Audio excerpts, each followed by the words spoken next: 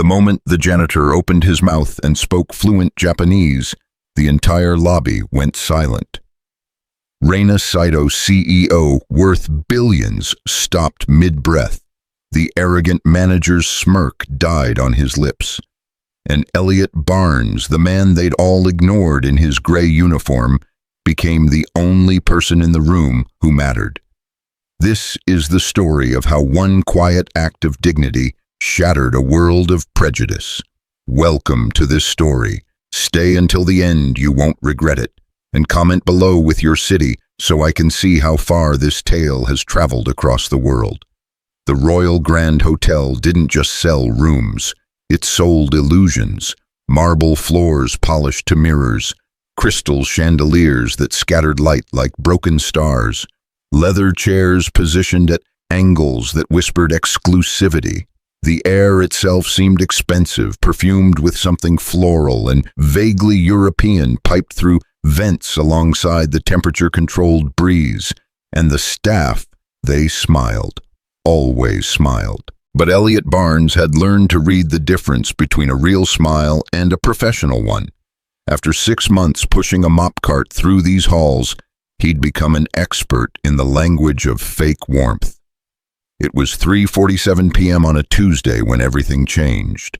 Elliot was in his usual corner near the west entrance, the place where the afternoon sun cut through the floor-to-ceiling windows and made the marble glow gold.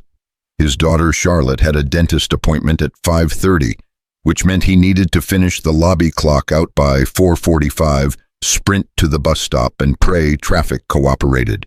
Single father math. He'd gotten good at it.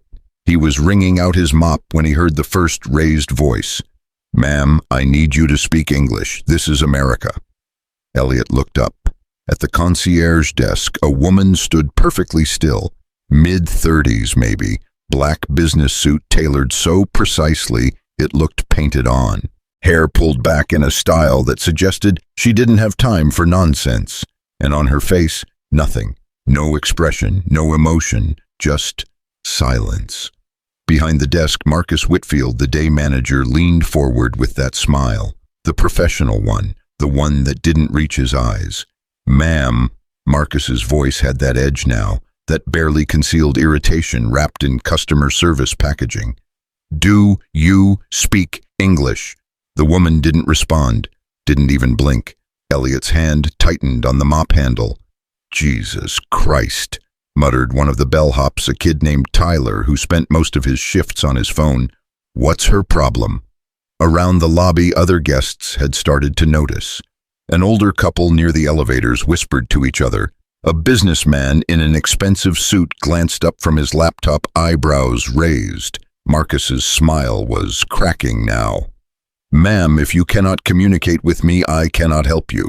I'm going to need you to—" The woman reached into her bag, slow, deliberate, and pulled out a passport. She placed it on the marble counter with a soft click. Marcus snatched it up, flipped it open, and his face went through several interesting colors. "You're Japanese." No response. Just those dark eyes, steady and unreadable. Okay. Marcus exhaled through his nose. "Does anyone here speak Japanese? Anyone?" Silence, the kind that felt heavy. "This is ridiculous." Marcus turned to his assistant, a young woman named Bethany who looked like she wanted to sink through the floor. "Call upstairs, see if anyone in events or catering—" "She probably speaks English." Tyler interrupted louder than necessary. "They all do. She's just being difficult." Elliot's jaw clenched. The woman's expression didn't change, but something in her posture shifted, just slightly. A tightening around the shoulders that most people wouldn't notice. Elliot noticed. Marcus slapped the passport on the counter. "Ma'am, I understand you may be disoriented from your flight, but this is a 5-star hotel. We have standards, and part of those standards is basic communication. So I'm going to ask you one more time. Perhaps she's deaf," suggested an older woman in pearls, stage whispering to her husband. "Nah, look at her," her husband replied, not bothering to lower his voice. "She's just pulling some kind of power play." These corporate types, they think, excuse me. The voice cut through the lobby like a blade. Everyone turned. Reina Saito, because that was the name in the passport, though Elliot didn't know it yet, turned as well. A woman in a designer pantsuit stalked across the marble heels, clicking like gunshots. Mid-50s, blonde. The kind of blonde that came from a salon charging $400 minimum. Her smile was sharp enough to draw blood. "I am so sorry for this inconvenience," the woman said, not looking at Reina at all. She zeroed in on Marcus instead. "Has she been checked in yet?" "No, Ms. Vanderbilt, she won't." "Then get her checked in." The smile never wavered. "I don't care if you have to use Google Translate. She's a guest. Treat her like one." "Yes, ma'am." Marcus's ears went red. Ms. Vanderbilt finally looked at Reina. Her smile widened, but her eyes stayed cold. "Welcome to the Royal Grand. We'll have you sorted out in just a moment." She spoke slowly, loudly, the way Americans always do when they think volume equals comprehension. Reina's expression remained perfectly neutral. In his corner, Elliot felt something twist in his chest, something old and familiar and painful. He knew that look, that careful, controlled blankness.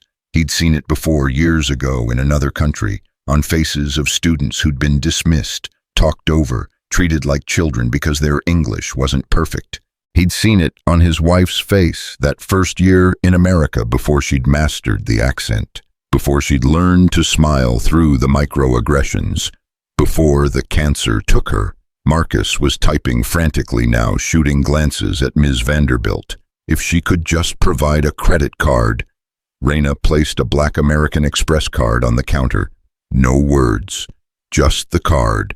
Marcus's hands fumbled as he picked it up. "Right, yes, okay." He swiped at his professional mask, slipping with every passing second. "And the reservation should be under—" Silence. "Ma'am, I need a name, your name, for the reservation." Tyler laughed, actually laughed. "Dude, she's messing with you." "I don't think she understands," Bethany whispered to him. "She understands," Marcus snapped. "She's just being—" "What? Being what?" The words came out before Elliot could stop them. Every head in the lobby turned. The businessman, the pearled woman, Ms. Vanderbilt, Marcus, Tyler, Bethany, and Reina. Elliot stood there, mop still in hand, water dripping onto the floor he'd just cleaned. Marcus's face went purple. "Excuse me, Barnes, get back to work." "She's not being anything," Elliot said quietly. "She's standing there, waiting. You're the one who's—" "That's enough." Ms. Vanderbilt's voice could have frozen nitrogen. "Mr. Barnes, return to your duties, now." Elliot's hands shook. He should stop. He knew he should stop. Charlotte needed this job. They needed the insurance, the paycheck. He couldn't afford to. Reina's eyes met his. And in that moment, Elliot saw past the expensive suit, past the neutral expression, past the walls. He saw exhaustion, grief, the kind of weariness that came from fighting battles you never asked for. He saw his wife's eyes in the hospital, when the doctors talked over her like she wasn't there. His feet moved before his brain caught up. "Wait," he said. "Barnes." Elliot walked across the lobby, the mop cart forgotten. Every eye tracking him like he was something that didn't belong, and they weren't wrong. In his gray uniform with the hotel logo, his work boots scuffed and comfortable, he was a stain on their perfect picture. He stopped a respectful distance from the desk, and then, in perfect Kyoto-accented Japanese, Elliot Barnes spoke. "Irashaimase. O tsukare-sama deshita. Ryoko wa ikaga deshita ka?" "Welcome. You must be tired. How was your journey?" The lobby didn't just go quiet, it went silent. The kind of silence that happens when the world tilts sideways and nobody knows which way is up anymore. Reina Saito's eyes widened, just a fraction, just enough. "Anata wa Nihongo o hanashimasu ka?" Her voice was soft, careful. "You speak Japanese, hi Sukoshi." Elliot smiled, a real smile, the first one he'd worn in this building that actually meant something. "Yes, a little." Sukoshi Janai. A ghost of a smile touched Raina's lips. More than a little. What the hell is happening right now? Tyler whispered. Marcus looked like he'd swallowed a lemon. Barnes, what are you? Elliot ignored him. Koko no sutafu wa setsume ga heta des. Gomen nasai. The staff here are not good at explaining things. I apologize. Anata wa ayamaru hitsuyo wa arimasen. Raina's shoulders relaxed. Barely, but enough. You don't need to apologize. Demo watashi wa ocha omote kite agemasu. Yoroshi desuka. But I can bring you some tea. Would that be all right? Raina studied him for a long moment, taking in the uniform, the mop cart, the gray hair at his temples, the calluses on his hands. Sore wa kansha shimasu.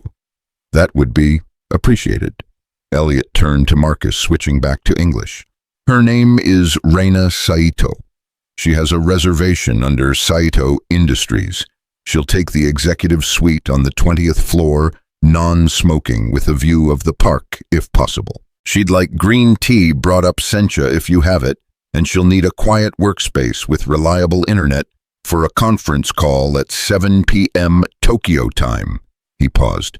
Which is 6 a.m. our time, so she'll need a 5:30 wake-up call. Marcus's mouth opened, closed, opened again. How did you? She just told me. Elliot's voice was calm, even, in Japanese. Ms. Vanderbilt had gone very still. Mr. Barnes, I don't think kanojo wa damate ite kudasai. Raina's voice was quiet but carried across the marble like a knife. Tell her to be quiet. Elliot almost laughed, almost. Instead, he just nodded slightly and turned back to Raina. Kanojo wa keiyebu no hito desu. Watashi wa tada no seisoin desu. Watashi wa kanojo ni meirei suru koto wa dekimasen. She's management. I'm just a janitor. I can't tell her what to do. Tada no seisoin janai. Raina's eyes were sharp now, focused, not just a janitor. So desu. Demo kyo wa so desu. Perhaps, but today I am. Something shifted in Raina's expression. Recognition maybe, or understanding.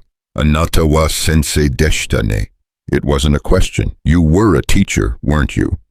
Elliot's chest tightened. Mukashi wa. Once upon a time. I'm sorry, Ms. Vanderbilt cut in her voice. Ice. But this is highly irregular. Mr. Barnes, you are maintenance staff. You have no authority to. I'm helping a guest, Elliot said simply. Isn't that what we're supposed to do? By abandoning your post, by interfering with the check-in process. The check-in process was failing. I'm fluent in Japanese. She needed help. I helped. He met Ms. Vanderbilt's glare without flinching. Would you prefer I'd left her standing here while Marcus tried to pantomime his way through a reservation? Tyler snorted, tried to cover it with a cough. Failed. Marcus's face was approaching crimson. You smug son of a... Marcus! Ms. Vanderbilt's voice cracked like a whip, then softer to Raina. Ma'am, we sincerely apologize for any confusion. If you'll allow Mr. Whitfield to complete your check-in, we'll have you in your room shortly. Raina looked at Elliot. He gave a small nod. Daijobu desu, karera wa ima o tetsudai shimasu. It's okay, they'll help you now. Anata wa, and you, watashi wa suji ni modorimasu. I go back to cleaning. Sor wa zanen desu. That's unfortunate. Before Elliot could respond, Raina turned to Marcus. When she spoke, her English was perfect, flawless, with just the hint of a British accent that suggested expensive private education. The executive suite will be fine. Have the tea sent up at 5 p.m., green, not black. And I'd like to speak with whoever manages your staffing. Marcus blinked. You speak English? Fluently. Raina's smile was cold. I also speak Mandarin, French, and German, but I chose not to, because I wanted to see who in this building possessed actual human decency. She glanced at Elliot. I found one person. The lobby was frozen. Now, Raina continued, finish my check-in and perhaps consider that silence isn't always ignorance. Sometimes it's a test. She picked up her black card. One you failed. Ms. Vanderbilt's expression could have curdled milk. Marcus fumbled with the computer, hands shaking. And Elliot, quiet, invisible, Elliot Barnes turned back to his mop cart, feeling 24 pairs of eyes burning holes in his back. He'd made it maybe 5 steps when Raina spoke again. Matsu. Wait. He stopped. Anata no namae wa, your name, Elliot Barnes. Arigato gozaimasu, Barnes-san. Thank you, Mr. Barnes. He nodded, didn't trust himself to speak. As he walked back to his corner, Elliot could hear the whispers starting, could feel the shift in the atmosphere, could sense Ms. Vanderbilt's fury radiating across the marble like heat. He'd just made his life very, very complicated. But as he picked up his mop and got back to work, watching Raina disappear into the elevator, with her spine straight and her dignity intact, Elliot couldn't bring himself to regret it. Some things mattered more than keeping your head down. His wife had taught him that. By the time Elliot clocked out at 4:43, the story had already spread. The break room was buzzing with it. Tyler was doing a dramatic reunion for the night shift crew, complete with exaggerated Japanese accent that made Elliot's skin crawl. One of the housekeepers, Maria, caught his eye and gave him a sympathetic look.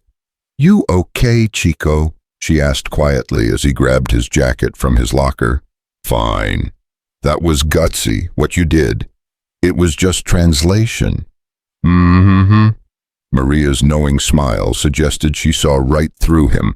Just translation that made Vanderbilt look like an idiot. You better watch your back. "I know. I'm serious, Elliot. She doesn't forget this stuff."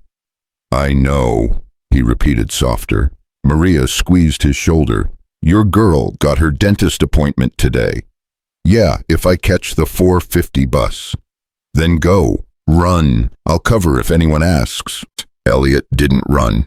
His knees weren't what they used to be, but he walked fast, taking the service stairs 2 at a time and pushing through the back exit into the autumn chill. The bus was pulling up just as he reached the stop. Small miracle. He collapsed into a seat near the back, pulled out his phone, and texted Charlotte's sitter, "On my way. Traffic okay. Be there by 5:15. The reply came instantly. "She's nervous. Won't stop asking about cavities." Elliot smiled despite everything. Charlotte was 10 and terrified of dentists, convinced every visit would end in disaster. Last time she'd made him promise pinky swear that he wouldn't let them drill holes in her teeth, as if he had any control over dental decay. The bus lurched into traffic. Elliot leaned his head against the window and closed his eyes. "Anata wa sensei deshita ne." He hadn't been called a teacher in 3 years, hadn't thought of himself as one in longer. Professor Elliot Barnes, specialist in East Asian linguistics, published author, guest lecturer at Kyoto University for 2 years, where he'd met Yuki. Beautiful, brilliant Yuki, who'd corrected his Kyoto ben with a smile that made him forget how to breathe. They'd married in a small ceremony near Arashiyama, had Charlotte in a hospital overlooking the Kamo River, built a life that felt like something out of a dream, and then Yuki got sick. Stage 4 pancreatic cancer, diagnosed too late. They'd moved back to the States for treatment, burned through their savings, remortgaged everything. She died on a Tuesday, rainy. Charlotte had been 7, and Elliot had been adrift. The university had been sympathetic, gave him leave, told him to take his time, but time didn't heal this. Time just passed. He'd tried going back to teaching, couldn't stand in front of students and pretend words mattered when the only words he wanted to say were, "Come back, please come back." So he'd quit, sold the house, moved to a cheaper apartment, found work that didn't require thinking. Mopping floors turned out to be meditative, quiet, simple, safe. His phone buzzed. Unknown number. Elliot frowned and opened the text.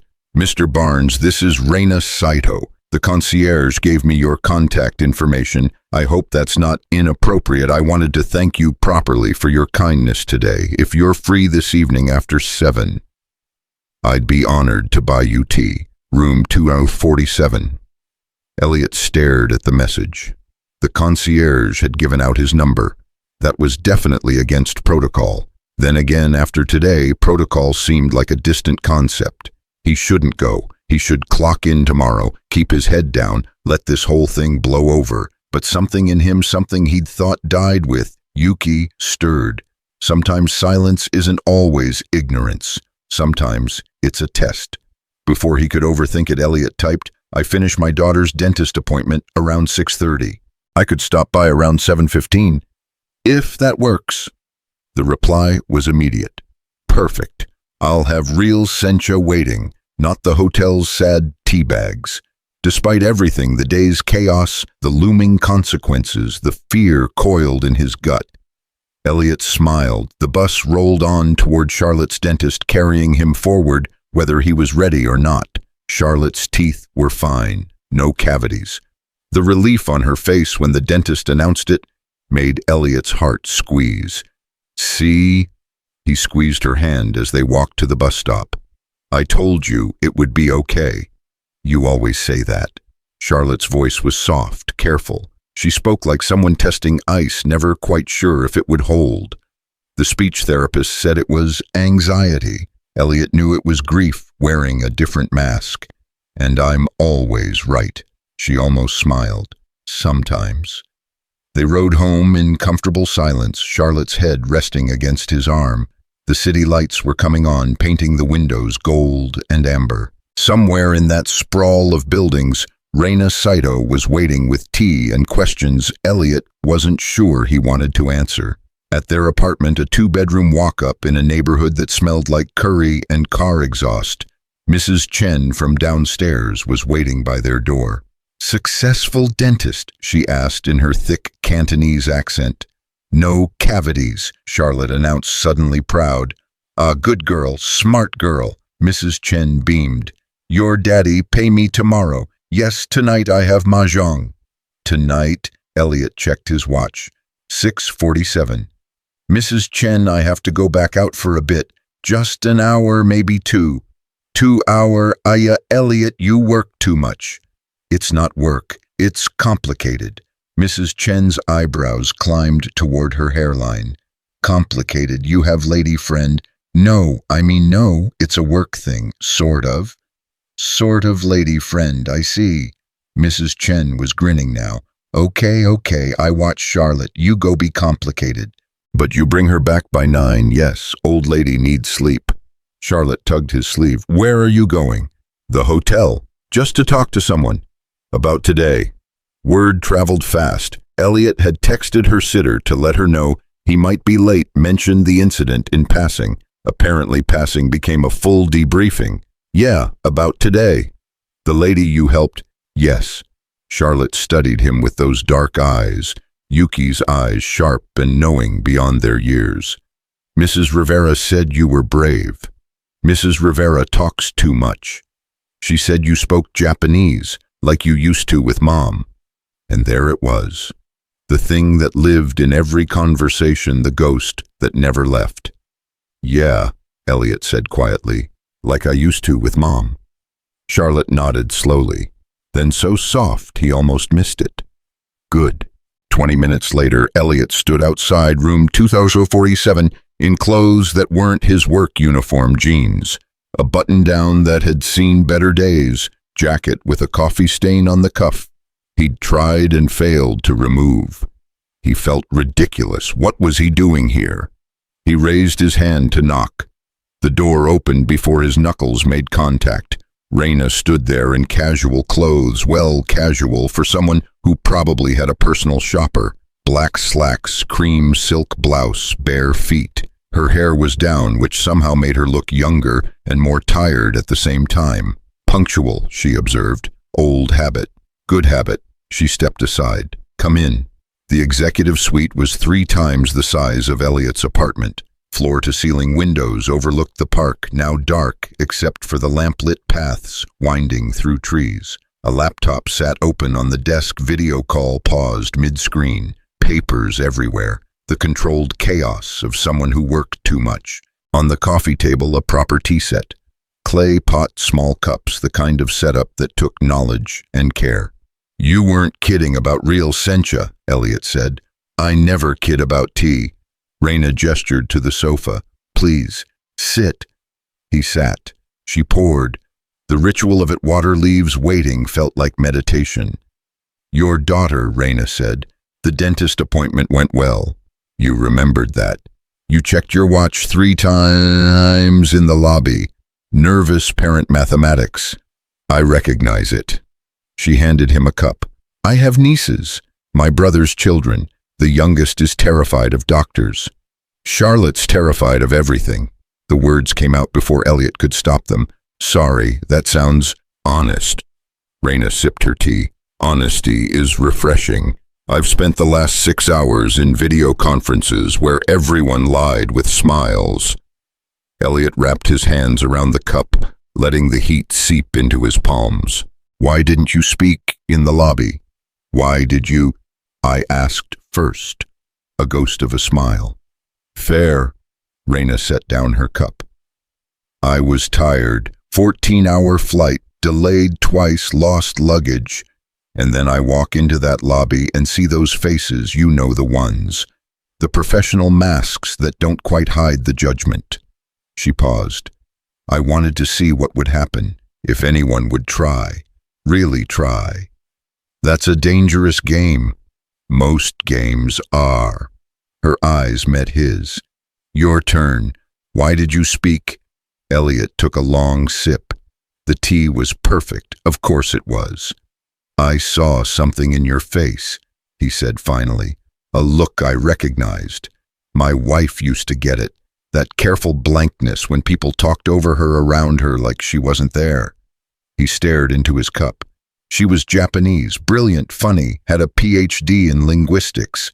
But some people couldn't see past the accent. She passed 3 years ago. I'm sorry."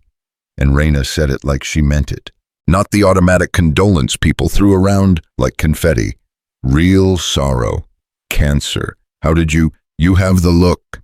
She refilled his cup. "My mother, 5 years ago, lung cancer, never smoked a day in her life." They sat in silence, not the awkward kind, the kind that happens when 2 people recognize the same wound. "You were a teacher," Raina said eventually. "I could tell. Linguistics professor, specialized in Japanese language acquisition, taught at Georgetown for 8 years, then did a fellowship at Kyoto University." The words felt strange in his mouth, like a story about someone else. "That's where I met Yuki. She was my translator, then my colleague, then everything. And now you clean floors." "Now I clean floors." "Why?" The question hung between them, simple, devastating. "Because thinking hurts," Elliot said. "Linguistics meant Japan, meant Yuki, meant everything I lost.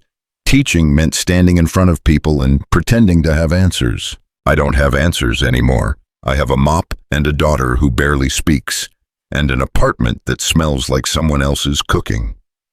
He set down his cup before he could break it. "Floors don't ask questions. Floors just need to be clean." Raina nodded slowly.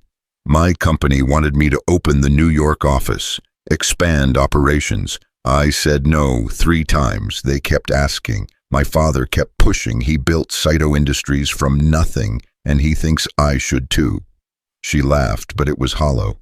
"So here I am, in a country where people like your manager think my silence means stupidity. Marcus is an idiot. Marcus is a symptom." Raina stood, walked to the window. The city glittered below like scattered diamonds. "Do you know what happened after you left the lobby? I got dirty looks from management. You went viral." Elliot blinked. "What?"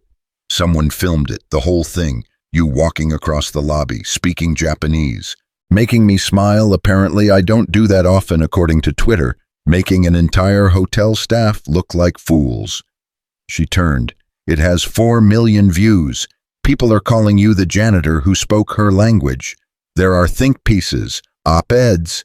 Someone started a hashtag. The room tilted slightly. You're joking.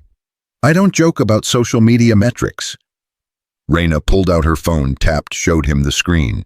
There he was, grainy footage probably from someone's cell phone, walking across that marble floor in his gray uniform. The audio was tinny but clear enough. His Japanese, Raina's surprised response, the frozen faces of everyone watching. The caption, "This janitor speaks fluent Japanese and just taught an entire hotel about dignity. 42M views." "Oh God," Elliot whispered. "The comments are interesting." Raina scrolled. "Half the internet wants to buy you drinks. The other half is demanding the hotel fire everyone who was rude to me. There's a petition. 17,000 signatures so far. This isn't... I didn't want... I know." Her voice was gentle. "But you can't unring a bell, and the hotel knows. Ms. Vanderbilt called me 3 times. Very apologetic, very concerned about brand image. She wants to meet with you tomorrow." Elliot's stomach dropped. "To fire me. To control the narrative." Raina sat back down. "They're scared. A viral video showing their staff being dismissive to a high-value guest, while a janitor shows more grace than their entire management team. It's a PR nightmare. So I'm fired. Not yet. But they'll try to silence you, make you sign something, non-disclosure probably, maybe offer a settlement to go quietly." She leaned forward. "Don't! I need this job. What Charlotte needs is a father who stands up." Raina's voice was sharp now. "You did something beautiful today. You saw someone struggling and you helped, without thinking about consequences or protocols or keeping your head down. You were human. That matters. Being human doesn't pay rent." "No, but I do." Elliot stared at her. Raina didn't blink. "Saito Industries is opening an office here. We need translators, cultural consultants, people who understand both languages, both worlds. You're overqualified for janitorial work, and we both know it." She paused. "I'm offering you a job, real job, benefits, salary that doesn't require you to calculate bus schedules around dentist appointments. You don't even know me. I know you speak Kyoto Ben with perfect accent. I know you recognized pain in a stranger's face and chose kindness over career safety. I know you were a professor who loved his wife enough to give up everything when she died." Raina's eyes were steady. "I know enough. I can't. Yes, you can, but you won't, because you're comfortable being invisible, being the janitor no one sees. It's safer than being Professor Barnes again, isn't it?" Her words cut clean. "Because if you're just a janitor, you can't fail, can't disappoint anyone, can't lose anything else." Elliot stood abruptly. "You don't know anything about... My mother died telling me to be brave." Raina's voice cracked, just slightly, just enough. "Said I was hiding behind the company, behind my father's expectations, behind being perfect." She looked up at him. She was right, and I hated her for it. Still do sometimes, because being brave is exhausting and terrifying, and I'd rather just not. "Then why are you here in New York? Because sometimes you have to do the terrifying thing, even when it hurts." She stood too. "That's what you did today, whether you meant to or not." They stood there, 2 people shaped by loss, neither quite sure what to do with the space between them. Elliot's phone buzzed. Text from Mrs. Chen. "Charlotte asking for you. Come home soon." "I need to go," he said quietly. "Of course." Raina walked him to the door. "Think about the offer.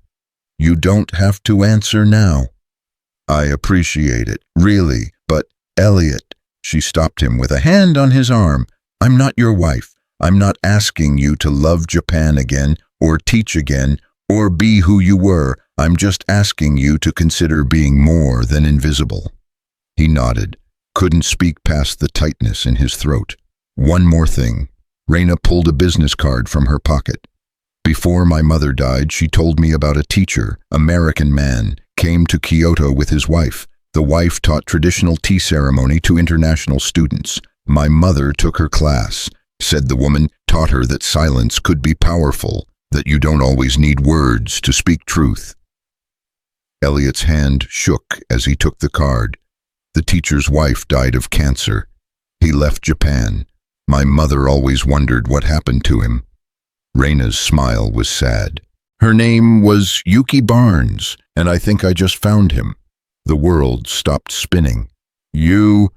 Elliot couldn't breathe. Your mother was Keiko Saito. She took tea ceremony lessons in Kyoto in 2017, studied under Elliot Barnes for 6 months before work transferred her back to Tokyo. Raina's eyes were bright. She talked about your wife until the day she died. Said Yuki taught her that strength looks like stillness, that sometimes the quietest people hold the most truth. Elliot braced himself against the doorframe, memories flooding back. Yuki in their Kyoto apartment preparing for her evening classes, the sound of her voice explaining the principles of Chano-yu to eager students, the way she'd come home glowing talking about the woman from Tokyo who asked the most beautiful questions. Keiko, he whispered, she sent us flowers when Yuki got sick. A huge arrangement, cherry blossoms, even though it wasn't season. She flew to Oregon to find them, cost her a fortune. Raina's voice was thick. She said Yuki deserved beauty. They stood there in the doorway of a hotel room in a city far from Kyoto, connected by a thread of grief and grace that neither had expected to find. The world is smaller than we think, Raina said finally. Or bigger, Elliot straightened. Big enough that we keep finding each other. Think about the job offer. I will. And Elliot. She smiled, and this time it reached her eyes.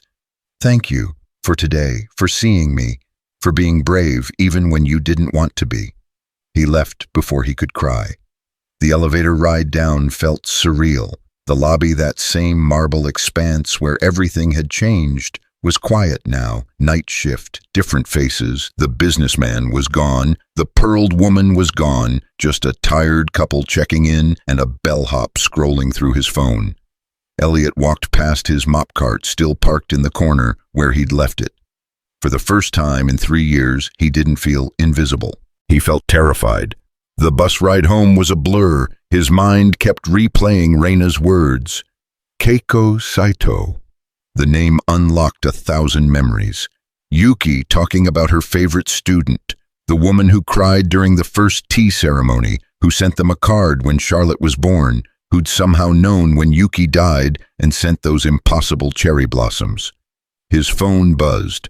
Unknown number, but he knew who it was before he opened it. Tomorrow, 2 p.m. Ms. Vanderbilt wants to meet. I'll be there too. You don't face this alone. Elliot stared at the message, at the offer embedded in those words, the promise of someone standing beside him when the world tried to push him back down. He typed, "Thank you."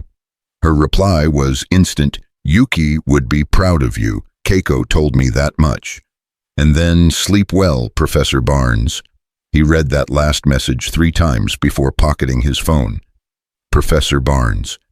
He'd forgotten what that name felt like, how it fit, how it carried weight and memory, and a version of himself he'd buried.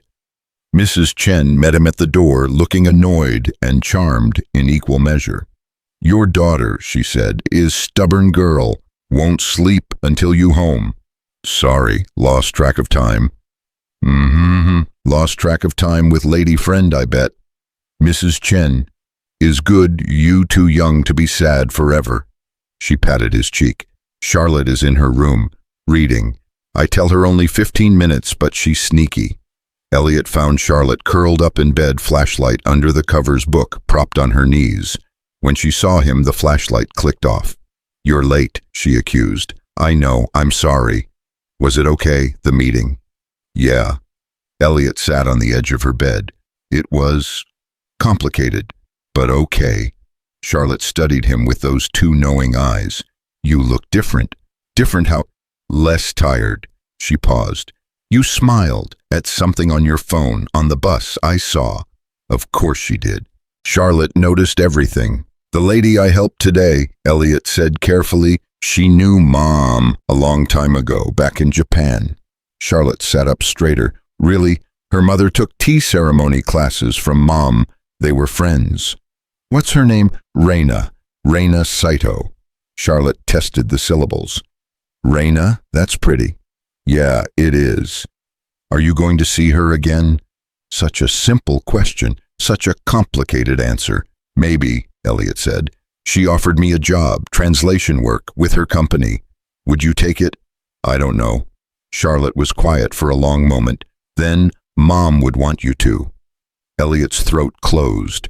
Sweetheart, she told me, before, when she was sick. Charlotte's voice wavered but held. She said you'd want to hide after she was gone, that I had to make sure you didn't hide forever. Tears now slipping down her cheeks. I've been waiting for you to stop hiding.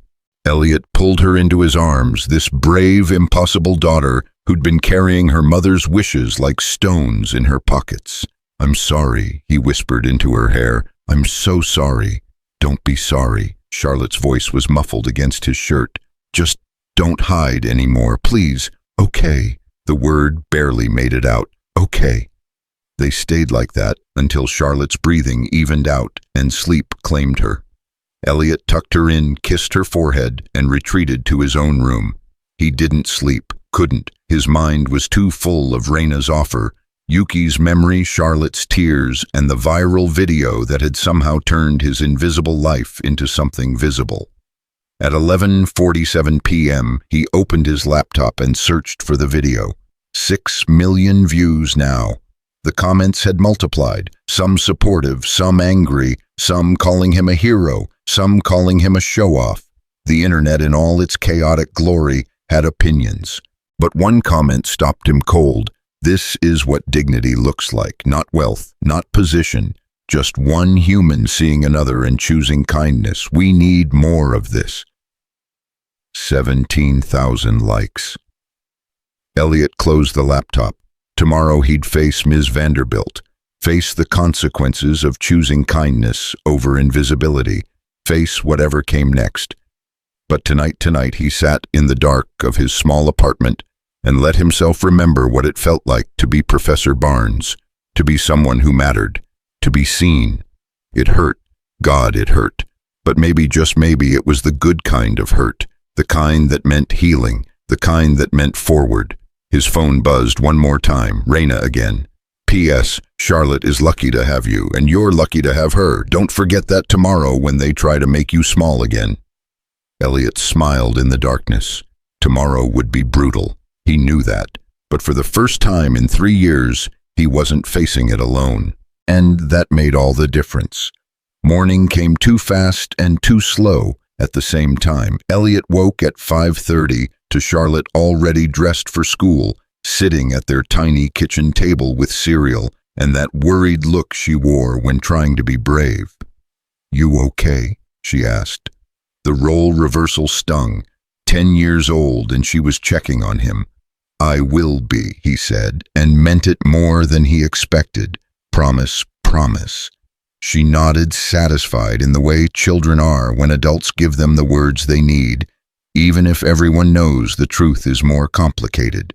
Mrs. Chen picked Charlotte up for school at 7:15.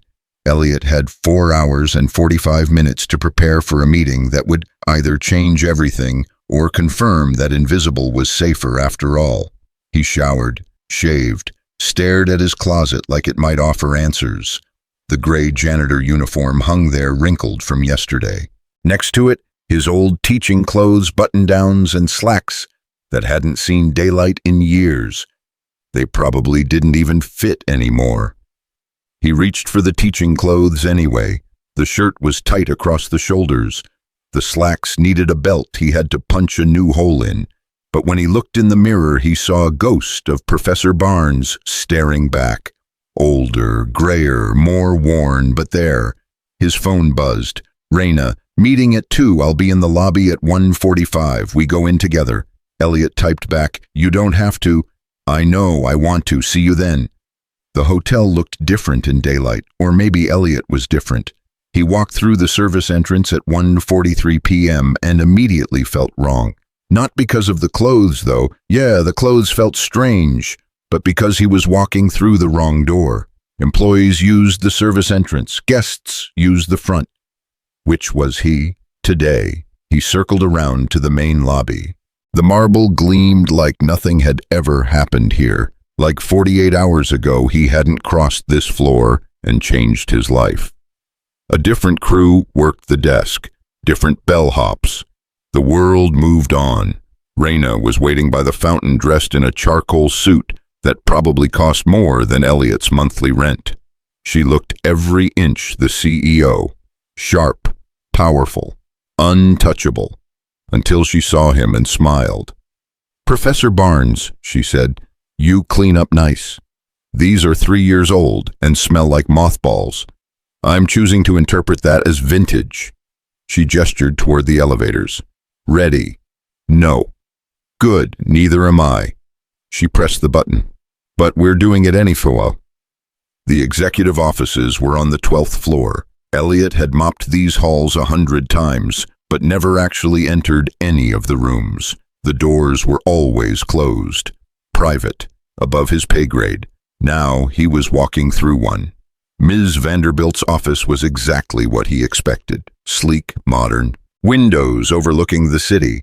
Degrees on the wall from schools that cost more than small countries. A desk that could double as an aircraft carrier. Behind it sat Ms. Vanderbilt. Next to her, Marcus Whitfield, looking smug. And beside him, a man Elliot didn't recognize, late 50s expensive suit lawyer, written all over him. "Mr. Barnes." Ms. Vanderbilt stood, extending a hand. "Thank you for coming." Elliot shook it. Her grip was firm, calculated. "Ms. Saito." Vanderbilt's smile was porcelain. "We weren't expecting you." "I'm aware." Raina sat without being invited. "Continue." A flicker of annoyance crossed Vanderbilt's face, gone so fast, Elliot almost missed it. She gestured for everyone to sit. Elliot took the chair beside Raina, hyper-aware of Marcus's eyes drilling holes in the side of his head. "Mr. Barnes," Vanderbilt began, "I want to start by saying the Royal Grand values all our employees. Every member of our team contributes to our 5-star reputation." Here it came, the corporate speak, the setup.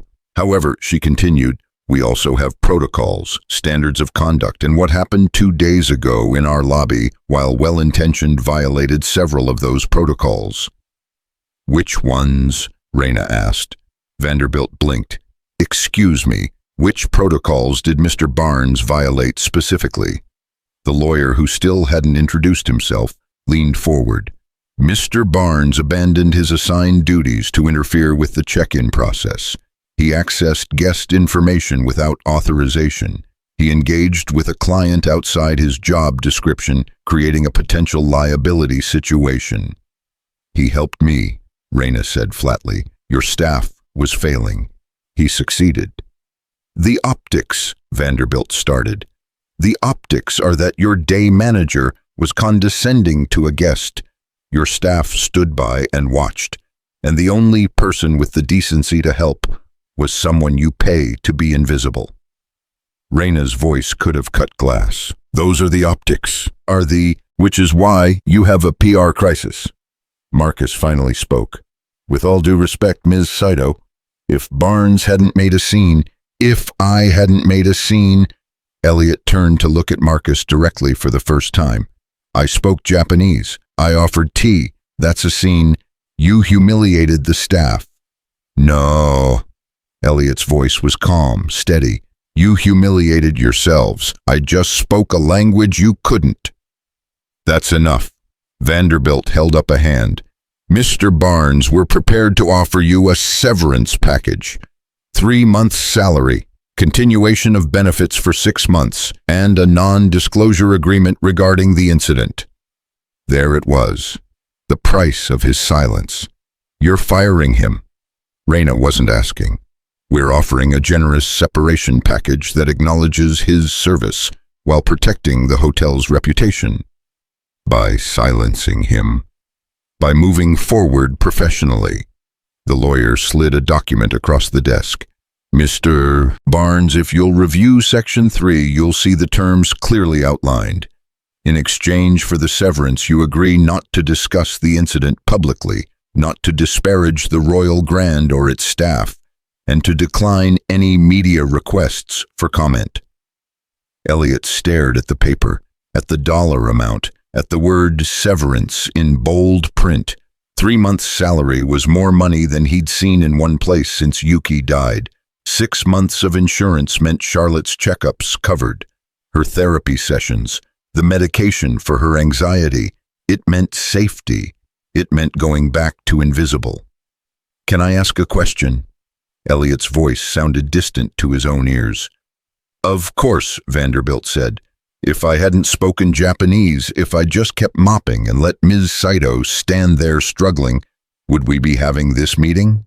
Silence. Would I be getting fired for doing nothing? You're not being fired, the lawyer said smoothly. You're being offered a bribe. Raina stood. Let's call it what it is. You're paying him to disappear so the viral video doesn't turn into a lawsuit or a boycott or whatever you're actually afraid of. She turned to Vanderbilt. Here's what I'm afraid of. I'm afraid that 3 months from now another guest will need help, and the only person who would have stepped forward will be gone. Because you taught everyone here that kindness gets punished. Ms. Saito, I understand you're upset. I'm not upset, I'm disappointed. Raina pulled out her phone. Do you want to know what happened after your manager mocked my silence after Mr. Barnes walked away? I don't think... Raina tapped her screen. A recording started playing, Marcus's voice tinny but clear. Can you believe that speaks perfect English the whole time? She was screwing with us. Another voice, Tyler, the bellhop. Barnes made us all look like idiots. Barnes made himself look like an idiot, Marcus replied. Janitor playing hero. I'm writing him up. Insubordination, abandoning his post, all of it. Ms. Vanderbilt's face went pale. The recording continued, Tyler laughing, Marcus saying something about knowing his place. Another staff member chiming in with a comment about uppity maintenance workers. And then crystal clear Marcus again. Besides, who's going to believe a janitor over management guys, a nobody? Raina stopped the recording. The office was so quiet, Elliot could hear his own heartbeat. I recorded this, Raina said, because I wanted to remember. I wanted proof that I wasn't imagining the contempt, that it wasn't just culture shock or jet lag or my own insecurity. She looked at Marcus. Turns out it was real. You really do think he's a nobody. Marcus had gone from smug to gray. That was taken out of context. Was it what context makes knowing his place acceptable? Raina turned back to Vanderbilt. I'm guessing your legal team would love to explain that context to the press, or to the labor board, or to the judge in the wrongful termination suit Mr. Barnes could file. The lawyer started to speak, stopped, started again. Ms. Saito threatening legal action. I'm not threatening anything, I'm observing. Mr. Barnes helped a guest. Your manager retaliated. You're now trying to silence him. That's textbook retaliation, and I know this because Saito Industries has excellent lawyers who brief me on exactly these situations. Vanderbilt's professional mask was cracking. What do you want? I want you to apologize to him right now. Ms. Saito, apologize for treating him like he's disposable, for reducing a man with a doctorate in linguistics to someone who should know his place, for making him choose between dignity and a paycheck. Elliot found his voice. I don't need... Yes, you do. Raina looked at him, and her eyes were fierce. You deserve it, and if you don't demand it, they'll never give it. Not to you, not to the next person, not to anyone who doesn't fit their idea of what matters. The moment stretched. Elliot could feel Marcus seething, could see Vanderbilt calculating, could sense the lawyer trying to figure out how to spin this. Finally, Vanderbilt spoke. Mr. Barnes, I apologize. Your actions were... She paused, choosing words carefully, well-intentioned. And we appreciate your service to the Royal Grand. It was the emptiest apology Elliot had ever heard. Corporate paint over genuine contempt. But Reyna wasn't done. "Fire Marcus," she said. "What?" Marcus half stood. "You can't." "I can't, you're right." Reyna smiled. It wasn't kind. "But I can move Saito Industries' corporate housing contract to the Belmond. They're courting our business anyway. That's 47 rooms booked year-round. I can also mention to my colleagues in the Japan Business Association that the Royal Grand might not be the most welcoming environment for international executives. And I can absolutely make sure that recording gets shared with every diversity and inclusion consultant in the hospitality industry." Vanderbilt's jaw tightened. "That's business. You understand business, don't you?" Reyna sat back down. "Marcus created a hostile work environment. He retaliated against an employee for helping a guest. And he did it because that employee dared to be competent in a language Marcus couldn't speak. That's not just bad management, it's liability." The lawyer whispered something to Vanderbilt. She nodded, looked at Marcus. "Whitfield, we'll discuss this privately." "You're seriously considering privately," Vanderbilt repeated. Marcus stood jaw working like he wanted to say 1,000 things and couldn't say any of them. He looked at Elliot with pure hatred. "This isn't over," he muttered. "Yeah," Elliot said quietly, "it is." Marcus left. The door closed with a decisive click. Vanderbilt exhaled slowly.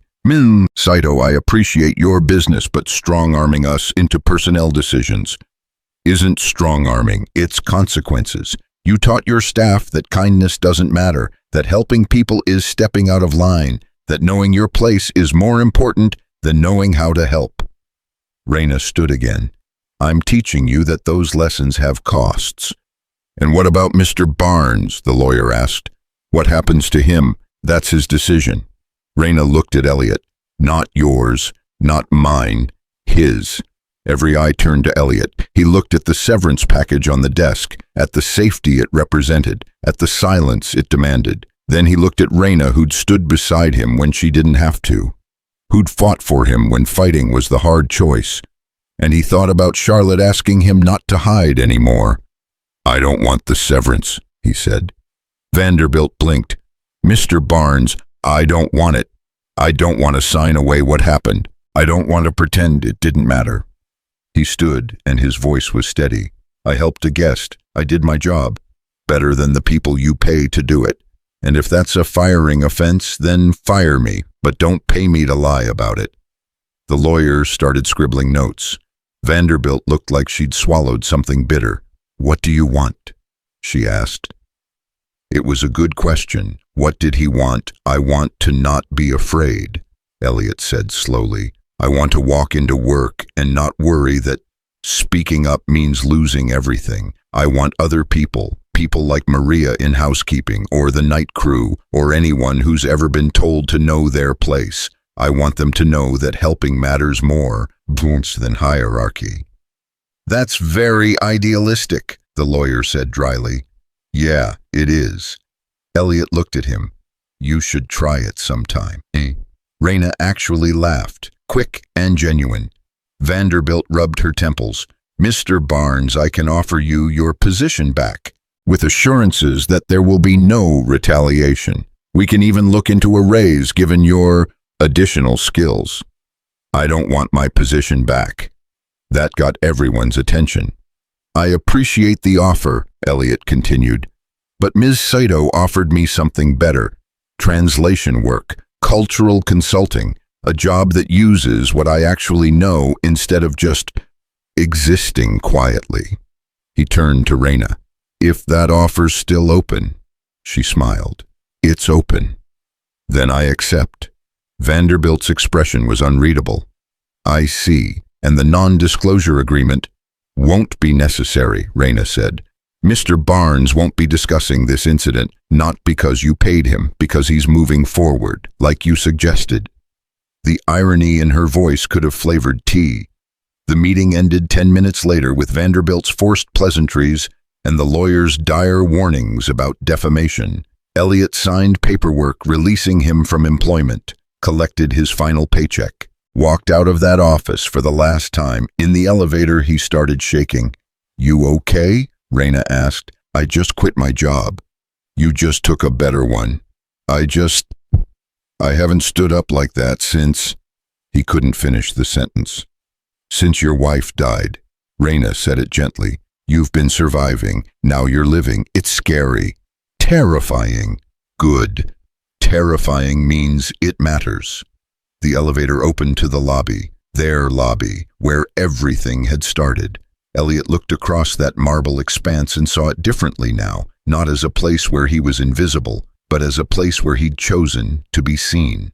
Come on, Raina said. I have someone I want you to meet. She led him to the hotel restaurant past the lunch crowd to a quiet table in the corner. An older woman sat there, elegant in a way that suggested money, but not ostentation. Silver hair, kind eyes, hands wrapped around a teacup like it was precious. Elliot Barnes. Raina said, This is my Aunt Hana Saito, my mother's sister. The woman stood, studied Elliot's face, and then in perfect English touched with Kyoto dialect, You look like your wife described you, tall, kind eyes, terrible posture from reading too much. Elliot's breath caught. Yuki talked about me endlessly. In her letters to my sister Keiko, about the American professor who learned Japanese to understand poetry, who proposed in terrible keigo that made her laugh until she cried, who held her hand through every treatment, even when the doctors said there was no hope. Tears burned Elliot's eyes. Hana took his hands in hers. Yuki-san told my sister something before she died. She said, My Elliot will forget how to speak, not Japanese, himself. Someone needs to remind him. And Keiko promised she would, but then she got sick too, and... Hana's voice wavered. She made me promise instead, if I ever found you, I would remind you. Remind me of what? That silence is different than silence. Being quiet because you choose peace is powerful. Being quiet because you've forgotten your own voice is tragedy. Hana squeezed his hands. Yuki-san wanted you to choose, always choose, even when it hurts. Elliot couldn't speak, couldn't breathe past the grief and gratitude tangled in his chest. Raina cleared her throat. Aunt Hana has been helping me research you after I realized who you were. She wanted to meet you, to deliver Keiko's message. And Yuki's, Hana added, but also to say thank you. You taught my sister's daughter how to see dignity in silence, and she taught the Royal Grand Hotel the same lesson. Poetry, yes. Something like that. Elliot managed. They sat, talked. Hana told stories about Keiko, about the letters she'd saved, about the tea ceremony set Yuki had given her sister that Hana still used every morning. Raina added details about her mother's last days, about the cherry blossoms, about the promise to find Elliot, if she ever could. And Elliot listened, feeling pieces of his past reconnect with his present in ways that felt impossible and inevitable at the same time. By the time they finished, the lunch crowd had thinned. The restaurant had that late afternoon quiet that felt liminal, between times, between worlds. I need to pick up Charlotte, Elliot said, checking his watch. 3:47, the same time everything had changed 2 days ago. Bring her tomorrow, Raina said, to the office. Let her see where her father will be working. Let her meet people who value him. She's shy. So are you. You'll figure it out together. Elliot stood to leave, stopped, turned back. Thank you, he said, for standing up when I couldn't. You stood up, Raina corrected. I just stood beside you. There's a difference. Outside, the autumn sun was setting early, painting the city in amber and gold. Elliot walked to the bus stop, but this time he wasn't running, wasn't calculating, wasn't afraid. His phone buzzed, a text from Maria, the housekeeper. Heard what happened, you're a legend. Also, I'm stealing your move. Next time someone's rude, I'm just going to start speaking Spanish and watching them panic. Elliot smiled, typed back, do it, burn the place down. Another buzz, Tyler the bellhop. Marcus is gone. Vanderbilt canned him an hour ago. Everyone's talking about you. It's wild. And another from Mrs. Chen. Charlotte wants pizza for dinner. You buying fancy translator, man. The bus arrived. Elliot climbed on, found a seat, and looked out the window as the city scrolled past. He thought about Yuki, about Keiko, about Hana's words, choose, always choose. He'd chosen today, chosen to stand up, chosen to risk safety for dignity, chosen to remember that he was more than invisible. It was the first choice he'd made in 3 years that felt like living instead of surviving. And it was terrifying and exhilarating and right in ways he couldn't name. When he got home, Charlotte was waiting on the stoop, still in her school clothes, backpack at her feet. "Mrs. Chen said you quit your job," she said. "I did. And you took a new one." "I did." Charlotte studied him. Then carefully, "Are you scared?" "Yes." "Me too." "Yeah. But the good kind of scared, like before something fun." She stood, picked up her backpack. "Mrs. Chen said we're getting pizza." "We are. Can we get the one with the weird olives you like? If you get extra cheese?" "Deal." They walked to the pizza place 2 blocks over, hand in hand, while the sun set and the streetlights flickered on, and the world kept turning the way it always did. Except now, somehow, it felt different. Felt like a world where Elliot Barnes existed again. Not just as Charlotte's dad, not just as the former professor, not just as the janitor who spoke Japanese, but as all of it. Every piece, every choice, every messy, complicated, terrifying part of being human. And for the first time since Yuki died, that felt like enough. The pizza had extra cheese and weird olives, and for the first time in longer than Elliot could remember, dinner felt like more than just fuel. Charlotte asked questions, careful, measured questions, about the new job, about Reina, about what it meant that someone had known Mom in Japan, and Elliot answered honestly, watching his daughter's face shift between curiosity and something that looked almost like hope. 3 days later, Elliot stood in front of Saito Industries' temporary office space in Midtown, holding Charlotte's hand a little too tight. "You're nervous," Charlotte observed. "A little." "Me too."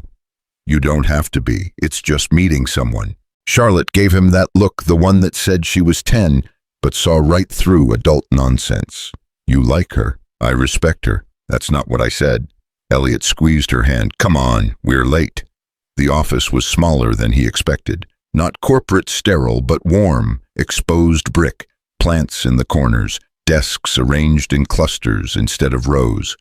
Through the glass wall of the main conference room, he could see Reina talking to someone on a video call, gesturing with the kind of controlled energy that meant negotiations. A young woman at the reception desk looked up and smiled.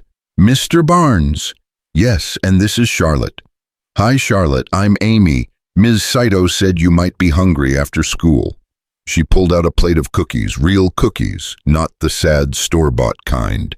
"Chocolate chip, okay?" Charlotte nodded, suddenly shy, pressing closer to Elliot's side. "She'll be done in about 5 minutes, Amy said. You can wait in her office if you want. Second door on the left." Reina's office was nothing like Vanderbilt's aircraft carrier desk. A simple wooden table, 2 chairs, bookshelves crammed with volumes in multiple languages, and on the wall, a photograph, black and white, slightly faded. A tea ceremony. Women in kimono seated around a low table, focused and serene. Charlotte walked right up to it. "Is that Mom?" Elliot's heart stopped. He moved closer, looked. Third woman from the left, younger than he remembered, but unmistakably Yuki. Hair pulled back, hands positioned perfectly over a tea bowl, that small smile she wore when she was truly happy. "Yeah," he whispered, "that's Mom. She's pretty. She was beautiful." Charlotte touched the frame gently. "Who are the others?" "Students, probably. People she taught." Elliot scanned the faces. One woman looked familiar, older than the others, elegant features. That might be Keiko, Reina's mother. "Can I ask her?" "Ask me what?" They turned. Reina stood in the doorway, professional facade softened by genuine warmth. "About the picture," Charlotte said, then immediately looked at her shoes. "Of course." Reina came closer, kneeling so she was eye level with Charlotte. I'm Raina. You must be Charlotte. Your dad's told me about you." Charlotte glanced at Elliot. He nodded encouragement. He told me about you too," Charlotte managed. "Good things, I hope. He said you knew my mom in Japan." Raina's expression shifted, something raw and real beneath the polish. "My mother knew your mom. She took tea ceremony classes from her in Kyoto. This photo is from the last class before my mother moved back to Tokyo." She pointed. That's her, next to your mom." Charlotte studied the image. "They look happy." "They were. My mother talked about those classes for years. Said your mom taught her that being still wasn't the same as being empty, that silence could be full." Raina paused. "She talked about you too." Charlotte's eyes widened. "Me? Your mom would bring you sometimes. You were little, maybe 3. My mother said you used to draw pictures during the ceremonies, very seriously, like you were documenting something important." "I don't remember." "That's okay, but it happened. Your mom was very proud. Said you saw the world differently, noticed things other people missed." Charlotte looked at Elliot. "Did I?" "You did," he said softly. "You still do." The moment hung there, fragile and precious. Then Raina stood. "Charlotte, I have something I've been saving. Would you like to see it?" Charlotte nodded. Raina walked to her desk, opened a drawer, and pulled out a small silk pouch. She handed it to Charlotte carefully, like it was made of glass. Charlotte opened it. Inside was a bracelet, delicate silver chain with a single charm, a cherry blossom carved from pale pink stone. "My mother bought 2 of these," Raina explained. "One for herself, one for your mom, matching, a symbol of their friendship." She paused. "When my mother died, I found hers in her jewelry box, but I never knew what happened to the other one." Elliot's throat tightened. "Yuki wore hers every day until—" He couldn't finish. "Until she got too sick," Charlotte said quietly, matter of fact, the way kids are when they've learned to live with grief. "It's in the box with her things, in Dad's closet." Raina's eyes filled.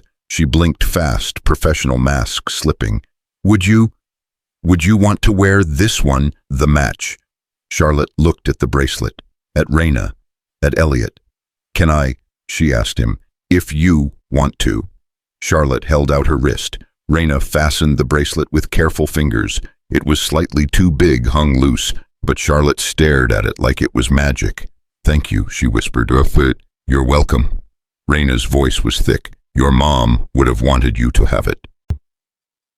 They stood there, 3 people connected by loss and silver and memories that refused to fade. Eventually, Amy knocked gently. "Ms. Saito, you have the 3 o'clock with Tokyo." "Right, yes," Raina collected herself.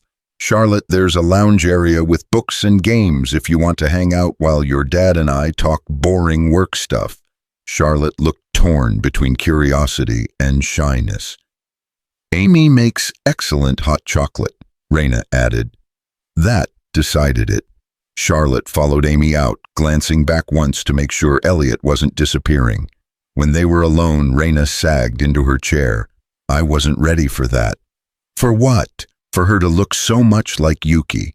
Same eyes, same way of watching the world, like she's cataloging it." Raina rubbed her face. "God, I'm a mess." "You're human." Debatable, but she smiled. "Thank you for bringing her." "You asked me to." "I know, but you could have said no. Could have kept her separate from all this." Raina met his eyes. "It would have been easier." "Yeah, it would have." Elliot sat across from her. "But Charlotte asked me not to hide anymore, and I'm trying to honor that." "How's it going?" "Amorifying." "Good." They talked business, then translation protocols, client expectations, hours, and salary and benefits that made Elliot's head spin. He'd start Monday, part-time at first building to full-time as they established the New York office. Flexible hours because single parent, health insurance that actually covered things, a salary that meant Charlotte could have a birthday party this year, maybe even the trampoline place she'd been not so subtly hinting about. But beneath the professional discussion, something else hummed, an understanding that went beyond job descriptions. Two people who'd loved and lost, finding unexpected connection in the wreckage. "Can I ask you something?" Raina said when the paperwork was done. "Sure." "Why did you really leave teaching?" Elliot was quiet for a long moment, because standing in front of students and pretending to have answers felt like lying. "After Yuki died, I didn't have answers, didn't even have questions, just static." He stared at his hands. "And every time I tried to teach, every time I opened my mouth to explain grammar or syntax or cultural context, all I could think was, my wife is dead and I'm talking about particles, like any of it mattered, mate." It did matter, it does. Maybe, but I couldn't feel it anymore, couldn't access why I'd loved it. He looked up. "Have you ever felt that, like you're going through motions but the meaning is gone?" Raina laughed, but it was hollow. "I've built an entire career on going through motions. My father's company, my mother's expectations, the trajectory everyone assumed I'd follow." She gestured at the office. "This is supposed to be my big move, prove I can expand internationally. But half the time I wonder if I'm doing it because I want to or because it's the next logical step." "Why are you really here?" Elliot asked. "In New York? Honestly, I'm running from Tokyo, from my father's shadow, from people who knew my mother and look at me like I'm failing her memory by not being her." She smiled sadly. "At least here I can fail, in private." "You're not failing." "How would you know?" "Because you fought for a janitor you didn't know, stood up to a corporation when you didn't have to, gave my daughter a piece of her mother back." Elliot's voice was firm. "That's not failure, that's being decent when it's inconvenient, and that matters more than by a business expansion." Raina looked at him for a long moment. "Your wife chose well. I got lucky. Luck is meeting the right person. Choice is keeping them." She paused. "She chose you every day, didn't she?" "Yeah, even when I was difficult." "Especially then." Raina stood, walked to the window. The city sprawled below, indifferent and immense.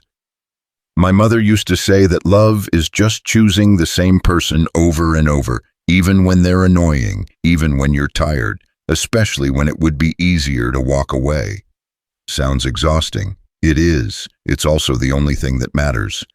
They stood in silence, watching the city move. Eventually, Charlotte appeared in the doorway, hot chocolate mustache and all. "Amy says there's a bookstore downstairs. Can we go?" "We should probably head home," Elliot started. "Actually," Raina interrupted, "I could use a book recommendation. Mind if I join you?" Charlotte's face lit up. "Really? Really? But you have to promise to show me the best books, not the popular ones, the good ones." "I can do that." The bookstore was one of those cramped, independent places that smelled like paper and coffee and possibility. Charlotte navigated the aisles like she owned them, pulling volumes off shelves with confident precision.